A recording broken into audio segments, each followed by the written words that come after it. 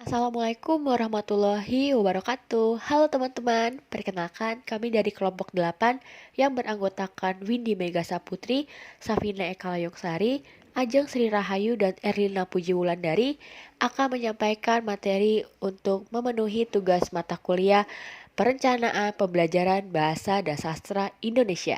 Kira-kira materi apa sih yang akan disampaikan? Langsung saja kita simak videonya. Sebelumnya, perlu diketahui dulu nih, apa itu perencanaan pembelajaran. Menurut Kamus Besar Bahasa Indonesia, perencanaan berasal dari kata rencana yang artinya konsep, rancangan, atau program. Dan perencanaan berarti proses, pembuatan, dan cara merencanakan. Sedangkan pembelajaran berasal dari kata belajar yang artinya berusaha memperoleh kepandaian atau ilmu, atau berubah tingkah laku, atau tanggapan yang disebabkan oleh pengalaman. Sedangkan pembelajaran adalah proses atau cara menjadikan seorang belajar. Adapun target pembelajaran, luaran pembelajaran, dan tinjauan kerja membantu perancang yaitu untuk mengasah kemampuan dan pengetahuan yang akan diajarkan ke pembelajar.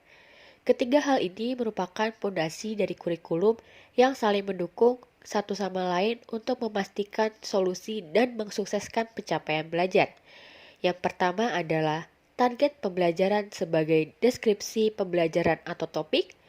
Dua, luaran pembelajaran sebagai pengetahuan dan kemampuan yang akan pembelajar miliki sebagai akhir dari pembelajaran. Dan yang ketiga adalah tinjauan kinerja menjelaskan bagaimana pembelajar akan mendemonstrasikan pengetahuan dan kemampuan yang akan dipelajarinya. Selanjutnya yaitu bentuk-bentuk perencanaan. Guru itu berperan sebagai perencana, di mana seorang guru itu harus bisa memutuskan bentuk perencanaan yang sesuai dengan ruang lingkup yang dibebankan kepadanya. Bentuk-bentuk perencanaan itu dibagi menjadi 3 bagian, yaitu yang pertama ada perencanaan jangka panjang atau long range planning, yaitu mengembangkan dan memelihara perspektif yang berkenaan dengan konsepsi secara menyeluruh tentang pembelajaran yang akan diberikan. Jadi sebelum memulai pembelajaran itu harus membuat konsep terlebih dahulu. Oleh karena itu, guru perlu memiliki keterampilan dalam membangun unit sumber atau resource sumber dan unit pembelajaran atau racing unit yang memuat tentang organisasi pembelajaran. Yang kedua yaitu perencanaan jangka pendek atau short range planning. Perencanaan itu harus fleksibel, adaptif, dan harus terarah pada kegiatan pembelajaran harian dalam kelas. Jadi perencanaan itu harus menyesuaikan dengan waktu, situasi, dan tentunya juga harus terarah agar berjalan dengan lancar. Kemudian yang ketiga yaitu unit pembelajaran atau satuan pembelajaran. Dalam perencanaan ini, hendaknya siswa juga diberikan kesempatan atau kontribusinya terhadap perencanaan. Hal ini akan turut memperkaya kemungkinan untuk mencapai tujuan pembelajaran. Baik, selanjutnya adalah sistematika perangkat pembelajaran. Nah, menurut Zuhdan dan kawan-kawan tahun 2011 halaman 16, perangkat pembelajaran merupakan alat atau perlengkapan untuk melaksanakan proses yang memungkinkan pendidik dan juga peserta didik dalam melakukan kegiatan pembelajaran. Nah, perangkat pembelajaran ini juga menjadi pegangan pendidik dalam melaksanakan pembelajaran baik di kelas, laboratorium, ataupun di luar kelas. Nah, berikut adalah penggolongan perangkat pembelajaran. Yang pertama adalah silabus. Nah, silabus ini merupakan rencana pembelajaran pada mata pelajaran atau tema tertentu yang mencangkup standar kompetensi, kompetensi dasar, materi pokok, kegiatan pembelajaran, indikator, penilaian, dan juga alokasi waktu. Kemudian yang kedua adalah rencana pelaksanaan pembelajaran atau yang sering kita singkat menjadi RPP. Nah, RPP ini merupakan rancangan pembelajaran mata pelajaran per unit yang akan ditetapkan oleh pendidik dalam sebuah pembelajaran di kelas. Nah, pada dasarnya, RPP ini merupakan perencanaan untuk memperkirakan apa yang akan dilakukan dalam sebuah pembelajaran. Kemudian yang ketiga adalah kalender pendidikan.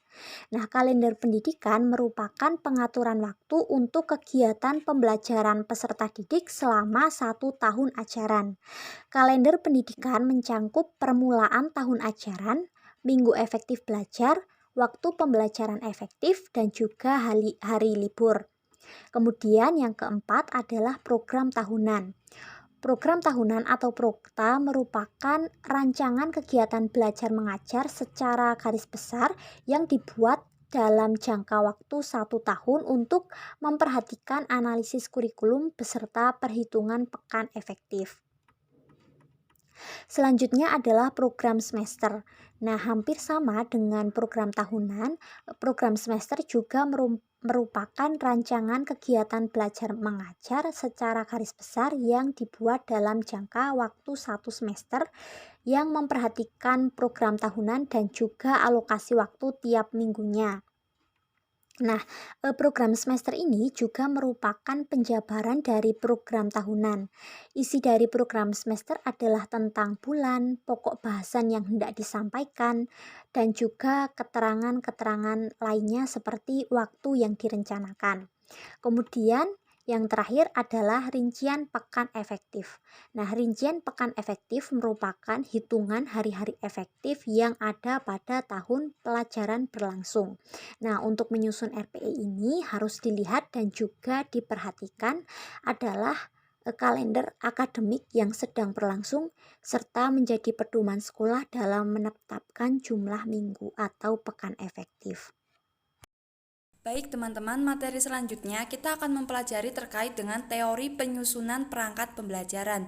Nah, sebelumnya perlu kita ketahui nih, perangkat pembelajaran menjadi salah satu perencanaan yang digunakan dalam proses pembelajaran.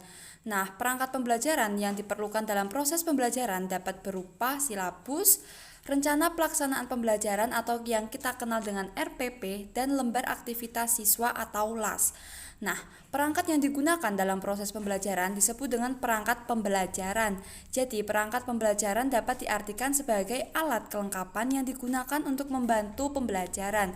Nah, selanjutnya pada slide ini teman-teman akan melihat adanya prinsip penyusunan RPP. Nah, prinsip penyusunan RPP ini terdapat 10 nih teman-teman. Yang pertama, RPP itu harus memuat kompetensi dasar sikap spiritual, sosial, pengetahuan, dan keterampilan. Nah, keempat aspek ini mereka harus saling berkaitan satu sama lain. Yang kedua ada satu RPP satu kali pertemuan. Nah, seperti yang kita gunakan saat ini adalah RPP 1 lembar. Nah, dalam RPP 1 lembar ini terdapat satu aspek di mana satu materi ini adalah satu RPP. Kemudian yang ketiga, memperhatikan perbedaan individu tiap peserta didik. Nah, RPP ini dibangun dengan menyesuaikan karakteristik pada tiap individu. Nggak bisa tiap individu satu disamakan dengan individu lainnya, sehingga pada tiap RPP perlu adanya pembeda antara individu satu dengan tiap pembelajarannya. Kemudian yang keempat, berpusat pada peserta didik. Tentu saja RPP ini ditujukan untuk berpusat kepada peserta didik dalam menunjang proses pembelajaran. Dan yang kelima, berbasis konteks. Keenam, lingkungan menjadi sumber belajar. Ketujuh, berorientasi kekinian. Kedelapan, mengembangkan kemandirian belajar. Dan yang kesembilan, memberikan umpan balik dan tindak lanjut pembelajaran. Dan yang terakhir ada keterpaduan antara KI, KD, dan indikator pembelajaran. Dapat dipahami ya teman-teman terkait dengan 10 prinsip penyusunan RPP. Kemudian, baik teman-teman, selanjutnya kita akan memahami terkait dengan langkah penyusunan RPP. Nah, Kelompok ini merangkum terdapat 8 aspek yang harus diperhatikan dalam penyusunan RPP. Yang pertama adalah mengkaji silabus. Tentu saja dalam pembuatan RPP kita tidak bisa langsung begitu aja membuat RPP ya teman-teman, tetapi kita harus memahami dulu apa itu silabus, bagaimana isi silabus tersebut. Kemudian yang kedua adalah perumusan indikator pencapaian. Dalam pembuatan RPP atau tiap RPP kita harus mempunyai target pencapaian yang ingin diambil atau dicapai dalam proses pembelajaran yang akan disampaikan dalam bentuk materi kepada para siswa. Kemudian yang ketiga, materi pembelajaran dapat berasal dari buku teks pembelajaran. Kemudian yang keempat, penjabaran kegiatan pembelajaran pada silabus dapat berbentuk operasional. Yang kelima, adanya penentuan alokasi waktu. Nah, pada tiap materi itu biasanya terdapat alokasi waktu yang berbeda-beda teman-teman, tergantung pada tiap materi, konteks yang akan disampaikan, kesulitan atau kemudahan pada tiap materi. Kemudian yang keenam, ada pengembangan penilaian pembelajaran. Yang ketujuh, menentukan strategi pembelajaran. Dan yang terakhir, menentukan media, alat, bahan, dan sumber ajar. Nah, media, alat, bahan, dan sumber ajar ini harus selaras dengan para peserta didik teman-teman. Tujuannya adalah untuk mencapai tujuan pembelajaran yang maksimal. Baik, itu saja yang dapat kelompok kami sampaikan. Semoga bermanfaat. Sekian, terima kasih. Wassalamualaikum warahmatullahi wabarakatuh. Baik, demikianlah penyampaian materi yang dapat kami sampaikan. Mohon maaf apabila masih banyak kesalahan dan kekurangan. Wabillahi taufiq wal hidayah. Wassalamualaikum warahmatullahi wabarakatuh. Sampai jumpa.